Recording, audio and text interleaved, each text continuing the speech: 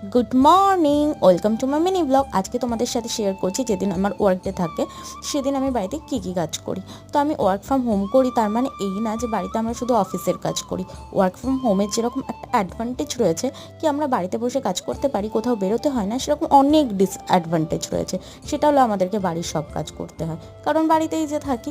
যাই হোক, সকালে ঘুম থেকে ওঠার পর বেড ক্লিন করলাম, চুলটা আঁচড়ে নিলাম, তারপরেই দেখতে পাচ্ছ চিয়া সিড ভিজিয়ে রেখেছিলাম ওভারনাইট, সেটা খেয়ে নিলাম। এরপর চলে এসেছি রান্না করতে।